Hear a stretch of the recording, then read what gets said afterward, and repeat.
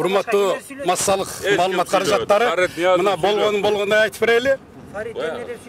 Биз эң биринчи регламентти бекиткенден кийин мен жалпы съезге сунуш киргиздим.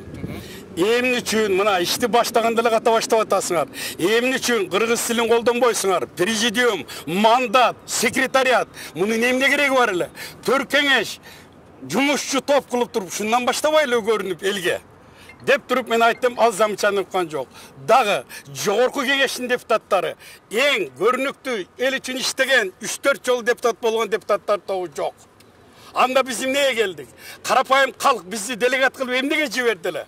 Мен айттым, ачык айкын суроо жооп иретинде калай калктын суроосун берип, эл менен мынантип сүйөшүп, анан элге жарка чыгарайлы дедик. Жок. Бүгүн съезде андай болгон жок. Съезде регламенти ушундай жакшы түзүлгөн, баягыдай даярдалган окуп берди, сүйлөбө кет деген сөз менен болду. Ошон үчүн аймактан келгендер биз чыгып, бүттү, чыгып кеттик. Бизге тамагынын кереги жок. Бизге мыйзамда жазылгандай, биринчи мына жалпы маалымат массалык каражаттар, мынча акча бөлдүк деп атат. Кыргыз тилин өнүктүрөлү дейт. Мына өнүктүргөнүңүздү көргүлө, мына регламентти көргүлө силер. Окугулагын, эмне үчүн жарым кыргызча, жарым орусча жазып атат. Анан кайда өнүгөбүз биз?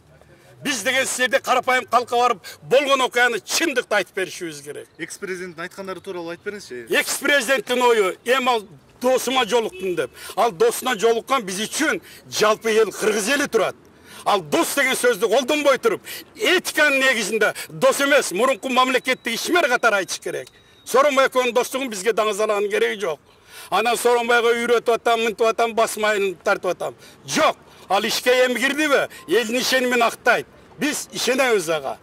Себеби карапайым калк ишени ушулга алып келген. Бир эле СДПК ийгиликти жараткан эмес, жалпы кыргыз эли, Кыргызстан эли, көп улуттуу эл жараткан ийгилик болгон бул. Муну келип туруп бүгүн бир эле СДПК дебейт. Ошон үчүн биз мынандай басып кетип атабыз. Менин атым Омар Туратбек Шабданович Карагулжа. Дагы суроо. Эмне сүйлөдү Жээнбеков жөнүндө?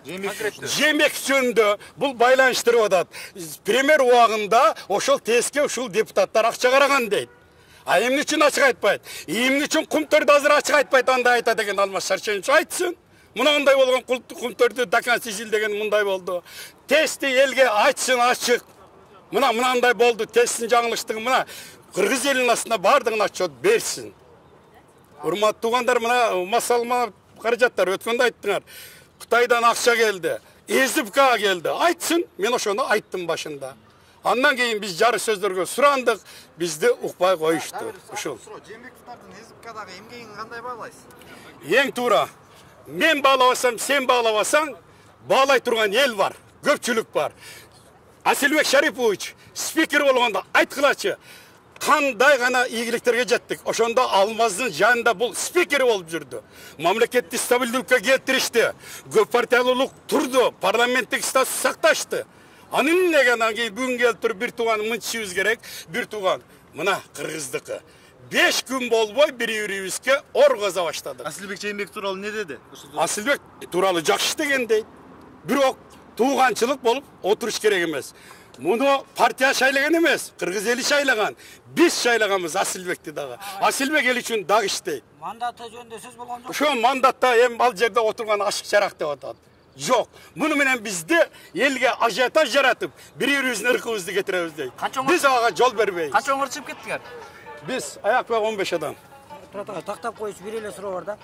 Партиялык баштапкы ячейкаларда мындай жыйын өтүп анан ошондон атайын шайланып келмей. Ооба. Ар бир региондон партиялык баштапкы ячейка уюму, район, область анан келдик. Карапайым калкка биз болгондой айтышыбыз керек.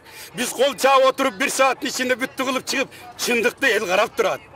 Эл баягы мурункудай эмес. Азыр эл жетишти. Бардык интернетиңер бар. Карап көрүп турат. Чындыкты биз айтпасак акыбыз жок. Жакшы сөздү кимдер сүйлөштү? Жок, андай эч кандай болгон жок. Мен гана туруп ошол сунушту киргиздим. Менин сунушум четке кагылды. Рахмат.